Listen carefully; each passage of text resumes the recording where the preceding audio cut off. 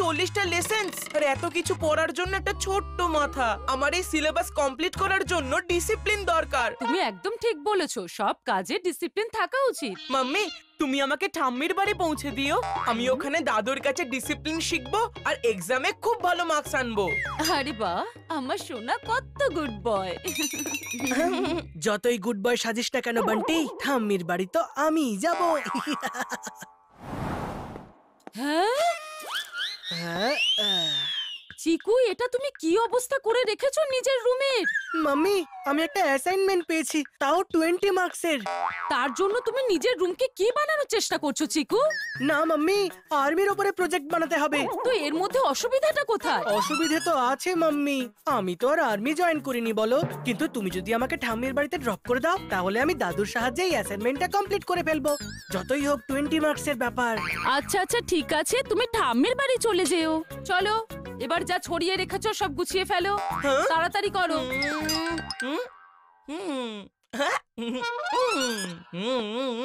Mummy, market থেকে দিদার বাড়ি অনেক দূরে, তাই না? হ্যাঁ সেটা তো ঠিকই। তুমি চিকুকে দিদার বাড়ি পৌঁছে দিচ্ছ না কেন? ও তো বড়, ও সাইকেল করে দিদার সমস্ত জিনিস এনে দিদাকে হেল্প করতে পারবে। আরে হ্যাঁ, এটা তো ভালো আইডিয়া দিয়েছো। চিকু, তুমি দিদার বাড়িতে গিয়ে অ্যাসাইনমেন্ট কমপ্লিট করে নিও।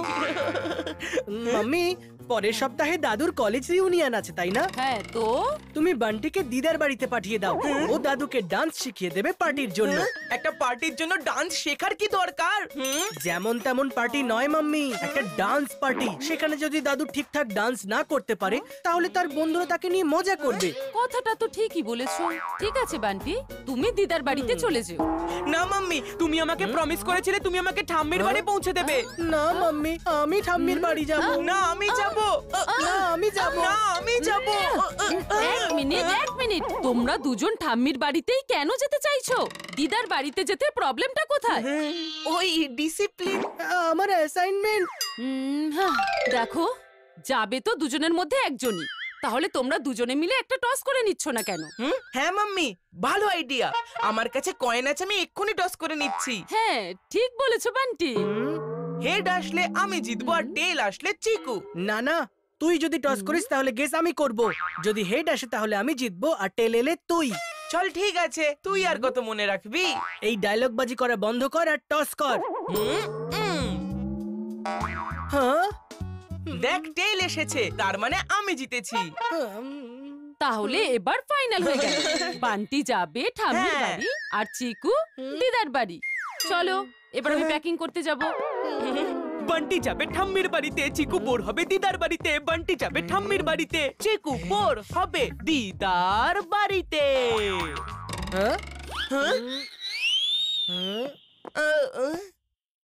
ব্যাটা টসেও চিটিং করেছে। এই কয়েনে তো দুদিকেই টেল আছে। বান্টি দাঁড়া, এক্ষুনি দেখাচ্ছি মজা।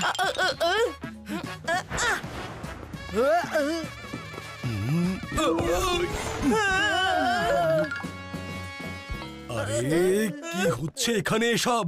দেখো না পাপা, চিকু আমার পেছনে পড়েছে। চিটিং তুই করেছিস, তাই ঠাম্মির বাড়িতে আমি যাব। আমি ঠাম্মির বাড়িতে যাব। না, আমি ঠাম্মির বাড়িতে যাব। আরে আরে, এই ছোট্ট বিষয় ঝগড়া করার কি আছে? তোমরা টস করে ডিসাইড করে নাও। টস? টসেই তো চিটিং করেছে। ও আমাকে টসে ঠকিয়েছে পাপা। পাপা, এর দুটো দিকে যদি একই হয় তাহলে আমি কি করব? ঠিক আছে ঠিক আছে, এবারে আমি টস করছি, তাহলে চিটিং এর আর কোনো চান্সই থাকবে না। যদি হেড আসে তাহলে আমি ঠাম্মির বাড়িতে যাব। আর টেলস আসলে আমি।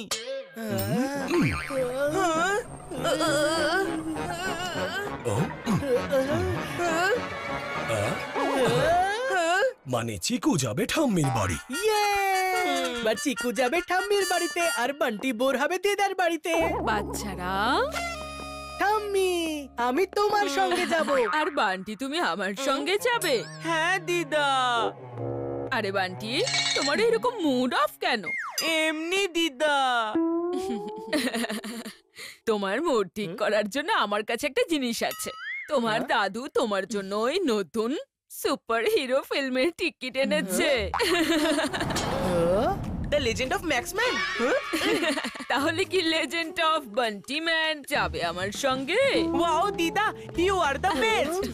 ও নো, তার মানে বান্টি সিনেমা হলে করবে রোর আর চিকু হবে বাড়িতে বসে বোর।